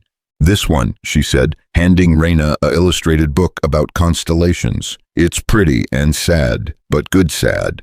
Raina flipped through pages of stars and myths and scientific diagrams blended into art. "Why is it sad?" "Because the stars are so far away. They're beautiful, but you can't touch them. You can only look." Charlotte's voice was soft, like remembering people who aren't here anymore. Elliot's chest constricted. Raina knelt down eye level with Charlotte again. "That's very wise, and very sad, and very true." She paused. "Do you look at stars a lot?" Charlotte nodded. "Dad and I do, on the roof of our building, when it's clear." "What's your favorite constellation?" "Orion, because of the story. The hunter who got too proud and the scorpion that stopped him. It's a lesson, kind of." "What's the lesson?" Charlotte thought about it. "That everyone has something that can hurt them, even big, strong hunters, and sometimes the small things matter most." Raina looked at Elliot over Charlotte's head. Her eyes said, "Your daughter is remarkable." His eyes said, "I know. It terrifies me." They bought the book. And 3 others Charlotte insisted were essential. And one more that Raina grabbed, a slim volume of poetry translated from Japanese. Outside, the autumn evening had turned crisp. Charlotte walked between them, swinging her bookstore bag, the silver bracelet catching streetlight. "Can I ask you something?" Charlotte said to Raina. "Always." "Do you miss your ma?" Elliot started to intervene. "Charlotte, that's personal." But Raina held up a hand. "Every day," she said simply. "Even the annoying parts. The way she'd call me at 6 a.m. Tokyo time and forget I was in a different time zone. How she'd send me articles about getting married like I was running out of time. Her terrible jokes that only she thought were funny." "Dad tells Mom's jokes sometimes," Charlotte said. "They're bad too." "The worst," Elliot agreed. "But you still tell them." "Yeah," Charlotte nodded, satisfied. "Good." At the subway entrance, Raina stopped. "This was nice. Thank you for sharing her with me." "She liked you," Elliot said. "That's rare." "I like her too." Raina crouched down one more time. "Charlotte, can I tell you something my mother told me?" Charlotte nodded. "She said that when someone dies, we think we have to let them go, but we don't. We carry them with us in how we see the world, how we treat people, in the things they taught us." Raina touched the bracelet on Charlotte's wrist. "Your mom is in how your dad speaks Japanese, in how he sees people who need help, in how you notice the sad, beautiful things. She's not gone, she's just different." Charlotte's eyes were wet, like stars. Exactly like stars. Far away, but still there, still beautiful. Charlotte threw her arms around Raina's neck, fast, unexpected, the kind of hug that children give when words aren't enough. Raina hugged back, and Elliot saw her face crumple for just a second before she got control again. When Charlotte pulled away, she was smiling through tears. "Can we do this again?" "Any time you want." On the subway ride home, Charlotte fell asleep against Elliot's shoulder, new books in her lap, bracelet glinting in the fluorescent light. Elliot pulled out his phone, texted Raina, "Thank you for today, for all of it." The reply came fast. "Thank you for trusting me with her and with your grief. I know that's not easy." He typed, "It's getting easier." Then after a pause, "Yuki would have liked you." 3 dots appeared, disappeared, appeared again. Finally, "I wish I could have known her better, but I'm glad I know you." Elliot read that message 3 times before pocketing his phone. At home, Mrs. Chen met them with raised eyebrows. Late dinner, new books, big smile on little girl's face. Today was good. Today was good, Elliot confirmed, finally. Mrs. Chen patted his cheek. "About time you remember how to live." That night, after Charlotte was asleep, Elliot went to his closet, pulled down the box he'd packed 3 years ago and hadn't opened since. Yuki's things, her favorite scarf, a journal in Japanese, photos from Kyoto, and at the bottom in a small velvet pouch the matching cherry blossom bracelet. He held it up to the light. The twin to the one Charlotte now wore. The set was complete again. 2 halves of a friendship separated by death, reunited by chance and grief, and a janitor who'd spoken Japanese in a hotel lobby. Elliot put the bracelet on his bedside table where he could see it. Then he opened his laptop and did something he hadn't done in 3 years. He started writing, not anything important, just observations about the hotel, about Raina, about Charlotte's face when she talked about stars, words that mattered because they were true, because somewhere Yuki had told Keiko to remind him. And Keiko had told Hana, and Hana had told Raina, and Raina had stood beside him when he couldn't stand alone. And now he was choosing to speak again, to live again, to remember that silence was different than being silenced. His phone buzzed. Raina again. "I can't stop thinking about what Charlotte said, about stars being beautiful because you can't touch them." Elliot typed, "She's been like that since she was small, sees things sideways." Like her father. Her mother, actually. Yuki saw the world in metaphors. "What's your metaphor?" Elliot thought about it, about mopping floors and teaching linguistics and losing everything and finding something unexpected in a hotel lobby. He wrote, "I think I'm a translation, something that exists between languages, not quite one thing or another, just Bridge. Bridges are important, Raina replied. They connect places that were separate.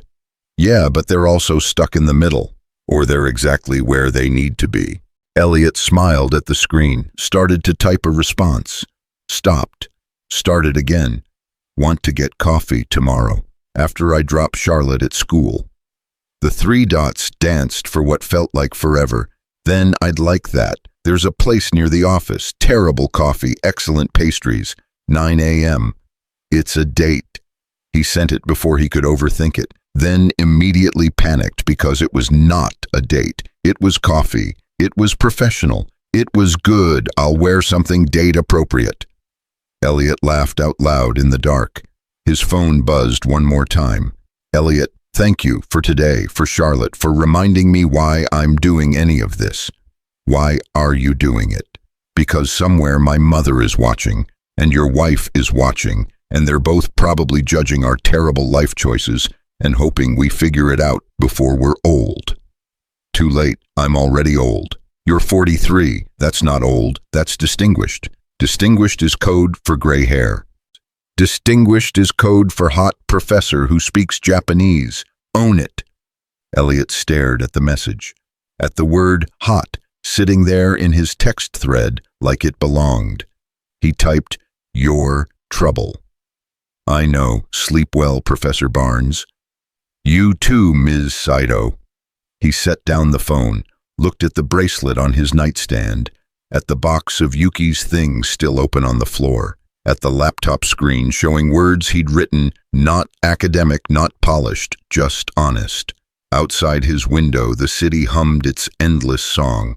Somewhere in that sprawl, Raina was probably still working. Charlotte was sleeping with new books beside her bed. Mrs. Chen was watching late-night TV and judging everyone's life choices. And Elliot was here, in the middle, between grief and healing, between invisible and seen, between who he was and who he might become, a bridge, exactly where he needed to be. He closed his laptop, turned off the light, and fell asleep thinking about terrible coffee and excellent pastries, and the way Raina's eyes had filled when Charlotte hugged her. Tomorrow would come with its complications and fears and uncertainties. But tonight, for the first time in 3 years, Elliot Barnes went to sleep, feeling something other than numb. He felt hopeful, and that was terrifying and beautiful in equal measure. Morning arrived with Charlotte standing over his bed, already dressed, backpack ready. You have a date, she announced. Elliot groaned into his pillow. It's coffee, with my new boss. At 9 a.m., after you shave, that's a date.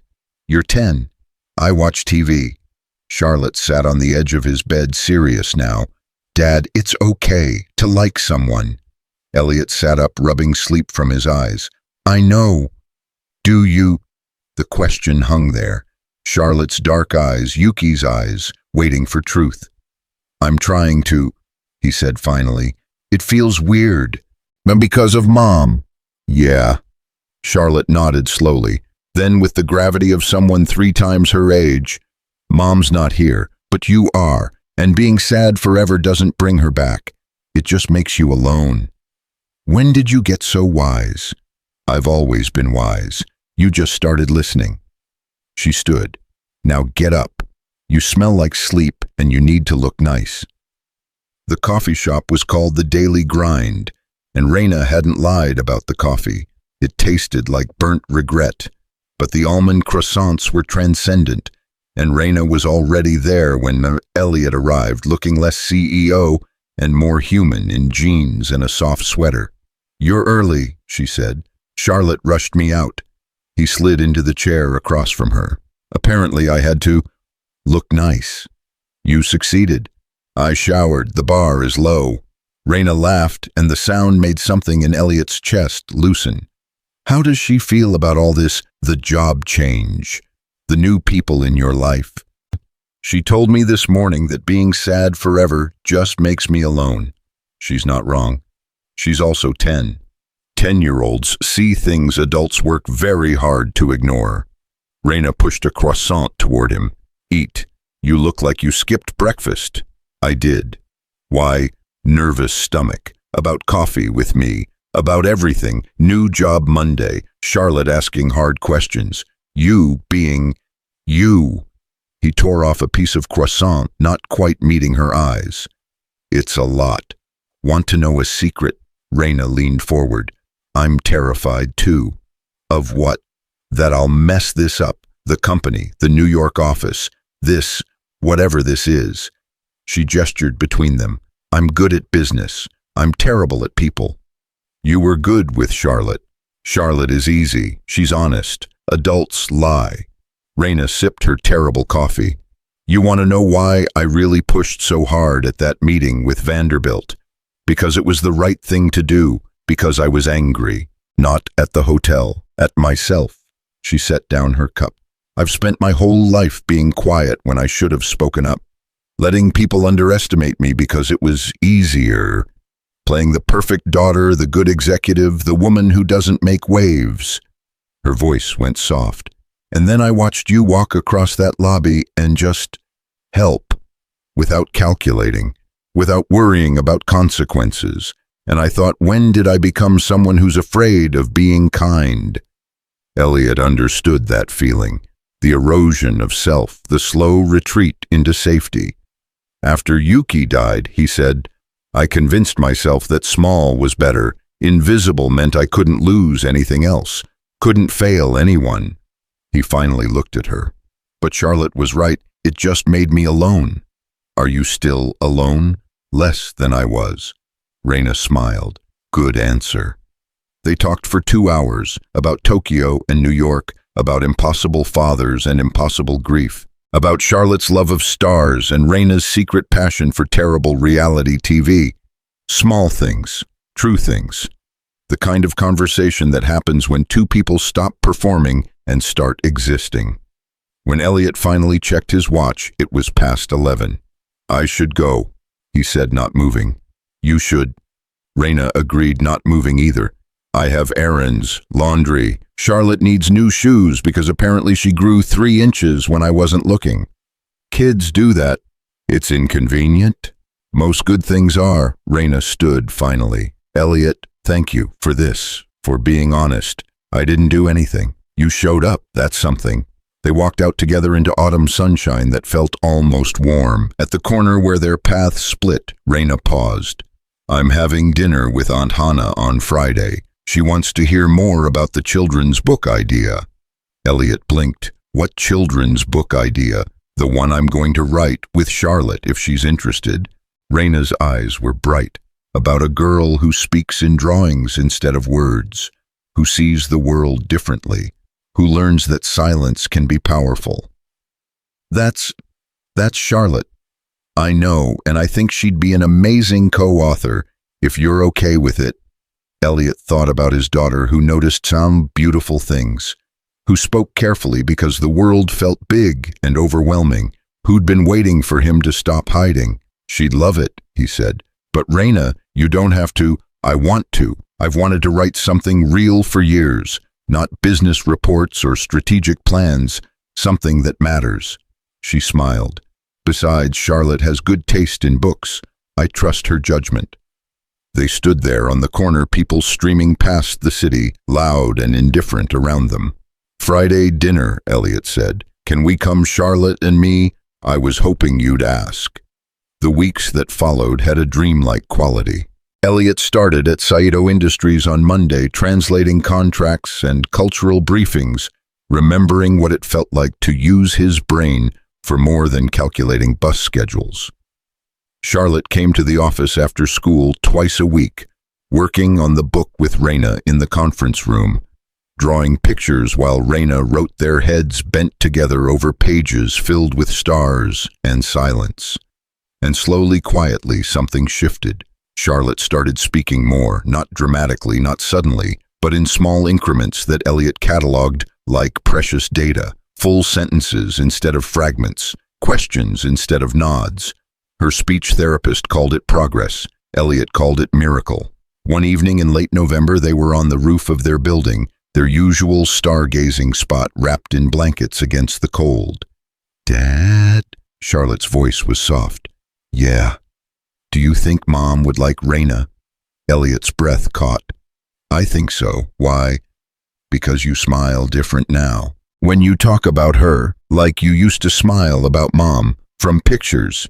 Charlotte paused. Is that okay? Is it okay with you? Charlotte thought about it, serious and careful.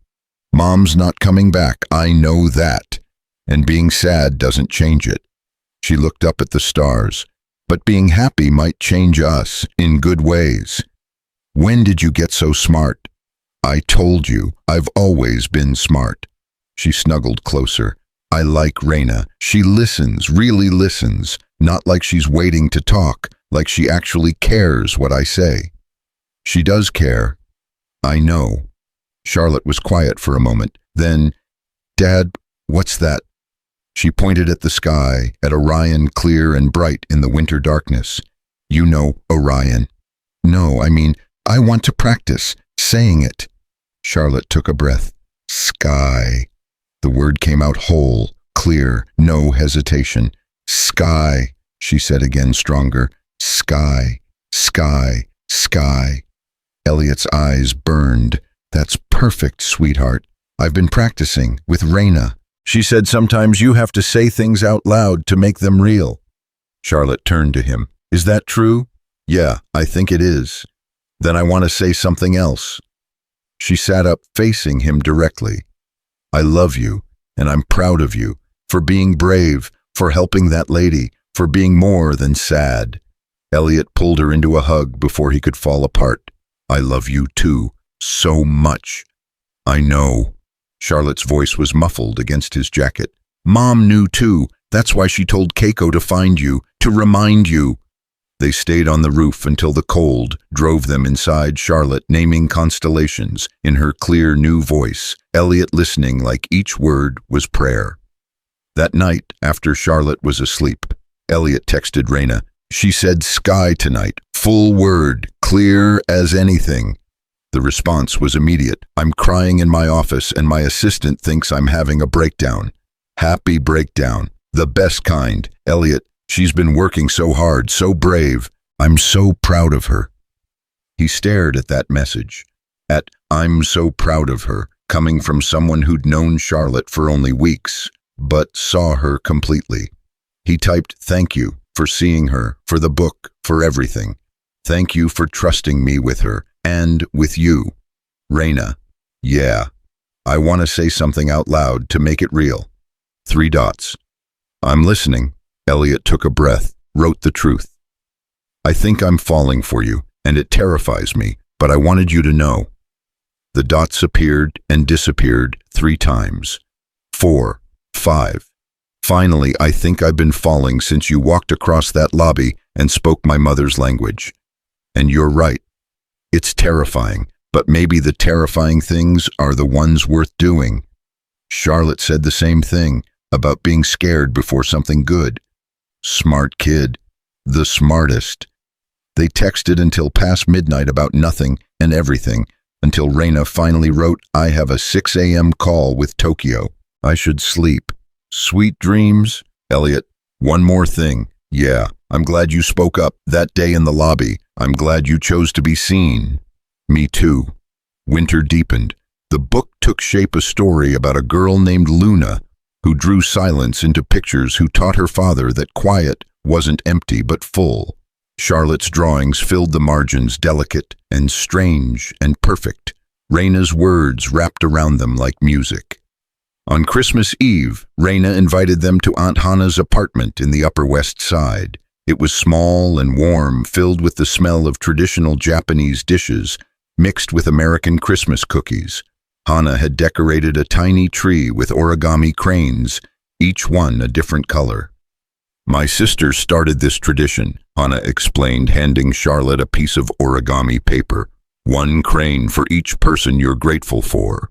Charlotte folded carefully, tongue between her teeth, in concentration. When she finished, she hung her crane on the tree, purple and slightly crooked. Who's that for? Hannah asked gently. My mom, Charlotte said clearly, for teaching me it's okay to be quiet, and for sending Raina to find us. Raina's hand found Elliot's under the table, squeezed tight. They ate and talked and laughed, and somewhere between the main course and dessert, Elliot realized this was family, not the one he'd lost, but the one he was building.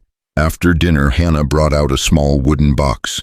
"I've been holding this for you," she said to Elliot, "from Keiko. She gave it to me before she died, said if I ever found Yuki's husband, I should give it to him." Inside was a locket, silver, delicate, shaped like a cherry blossom. Elliot's hands shook as he opened it. Inside was a photograph Yuki and Keiko young and laughing at a tea ceremony, and on the other half an inscription in Japanese, "Silence holds truth, truth holds love." "Charlotte," Raina said softly. "Can I see your bracelet?" Charlotte held out her wrist. Raina examined the charm closely, then she looked at the locket. "They match," she whispered.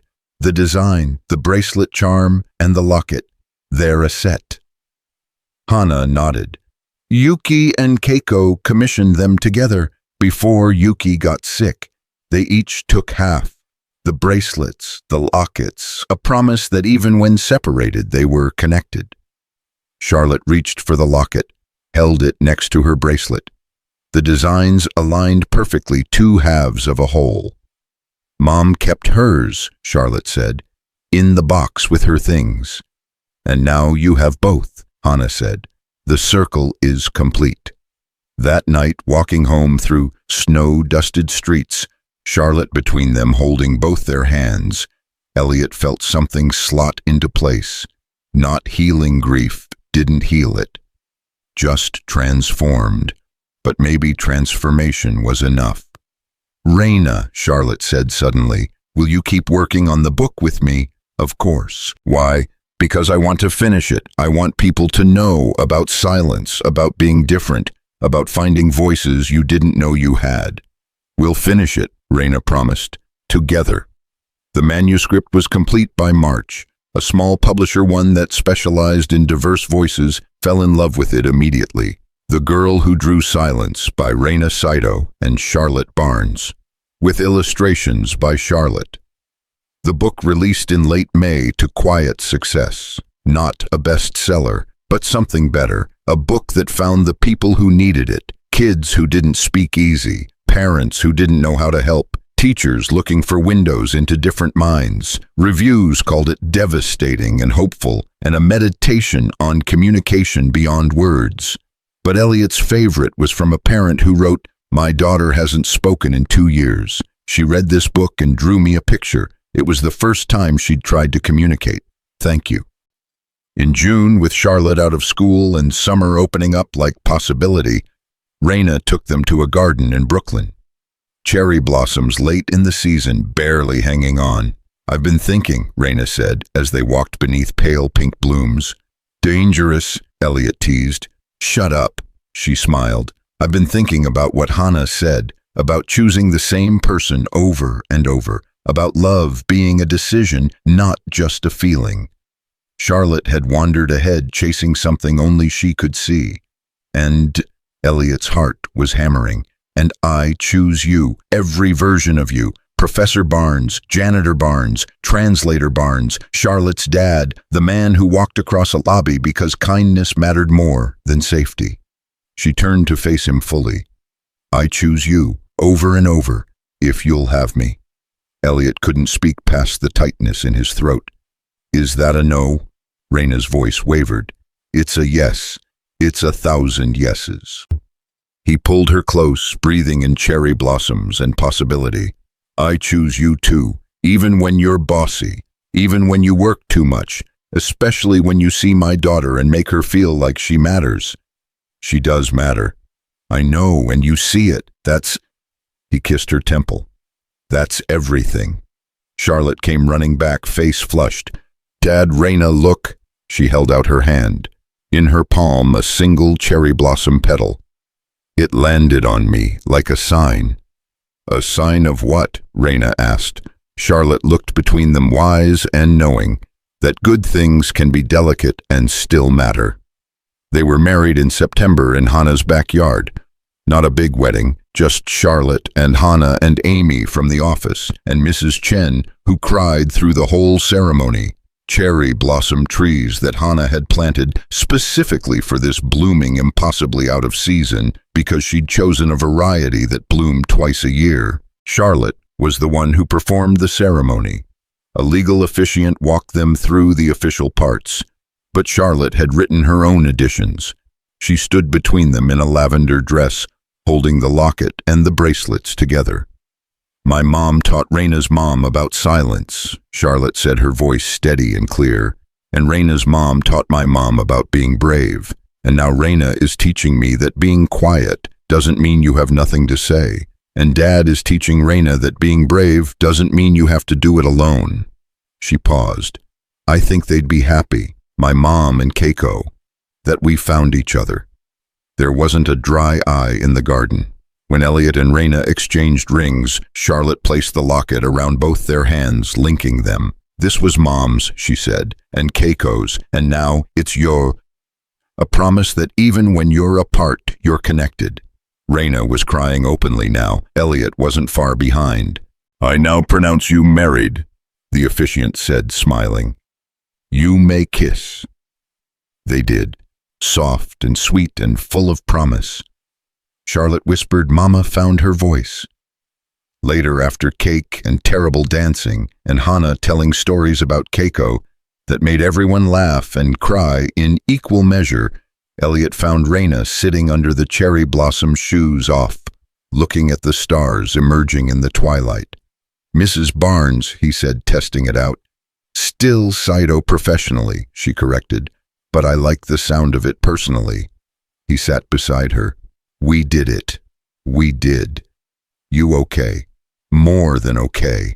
She leaned against him. "I'm terrified and happy and overwhelmed and peaceful all at once. That's marriage. That's life." She turned to look at him. "Elliot, thank you." "For what?" "For speaking up, for seeing me, for being brave when I needed someone to show me how." She kissed him softly. "For choosing me back." Charlotte appeared carrying her shoes. "Can I sleep at Aunt Hannah's tonight? She said I could help her make breakfast." "If Aunt Hannah's sure." "I'm sure," Hannah called from inside. "Go be newlyweds. Charlotte and I have origami plans." After Charlotte left, barely glancing back, already chattering to Hannah about crane patterns, Elliot and Raina sat in the growing dark, surrounded by impossible cherry blossoms and the ghost of everything they'd lost and found. "Do you think they're watching?" Raina asked. "Your wife, my mother." "Yeah, I think they are." "What do you think they'd say?" Elliot considered it. "Yuki would say I took too long to figure it out, that she spent years telling me not to hide, but I didn't listen until she made Keiko promise to haunt me." Raina laughed. "Keiko would say I needed to stop being so stubborn, that opening an office in New York was just an excuse to run away from feeling things." Were they right? Probably. Raina sighed. Definitely. They sat in comfortable silence, the kind that wasn't empty, but full of understanding and acceptance and the knowledge that sometimes the most important things don't need words. "Elliot," Raina's voice was soft. "Yeah, I'm glad you were mopping floors that day. I'm glad I was too stubborn to speak English. I'm glad everything was exactly wrong enough to be right." "Me too." Even though it was terrifying, especially because it was terrifying, above them stars emerged. Orion, the Pleiades, constellations Charlotte had taught him to see again. "Sometimes silence isn't weakness," Raina said, echoing Charlotte's book. "It's love waiting to be heard." "Yeah," Elliot agreed, "it is." They stayed there until the night grew cold, two people who'd learned to speak through loss, who'd found connection in the spaces between words, who'd discovered that choosing to be seen was terrifying and necessary and worth it. The cherry blossoms scattered in the evening breeze, delicate and perfect and temporary, just like everything beautiful, just like everything that mattered. And in the morning, Charlotte would come home with stories about origami and Aunt Hannah's terrible jokes, and Raina would make coffee that was slightly less terrible than the daily grind. And Elliot would remember what it felt like to be Professor Barnes again, not because the title mattered, but because he'd remembered how to be himself. But tonight, under impossible stars and more impossible blossoms, Elliot Barnes and Raina Saito sat in silence. The good kind. The kind that held everything. The kind that meant love.